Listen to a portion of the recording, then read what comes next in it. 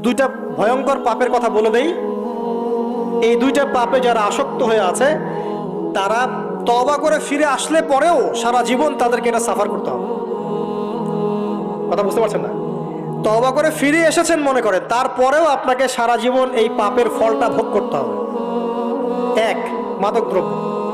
দীর্ঘদিন সেবন করেছেন, তওবা করেছেন, ফিরে এসেছেন, আল্লাহ হয়তো মাফ করে দিয়েছেন, আল্লাহ পাক মাফ করে দিয়েছেন, বাট আপনি আপনার দেহের যে ক্ষতিটা করে ফেলেছেন এটা পোষাতে পারবেন না। এক নাম্বার। দুই, তখন আপনি যদি বিয়ে করেন আপনি স্ত্রীকে সন্তুষ্ট করতে পারবেন না। হ্যাঁ। দুই নাম্বার হচ্ছে এই যে গোপনে যুবকরা যে পাপটা করে, মাস্টারবেশন, যেটাকে আমরা বলি হস্তমৈথুন, এই পাপ যেসব যুবকরা করছে বা করে, এবং অ্যাভেলেবেল এই পাপটা সবাই করে, কারণ এখন পর্নের যুগ, পর্ন দেখলে তো আর কোনো উপায় নাই, তখন তো এই পথেই যেতে হচ্ছে, নিজের উপরে নিজেকে জুলুম করতে হচ্ছে। যারা হস্তমৈথুন অভ্যস্ত হয়ে গেছে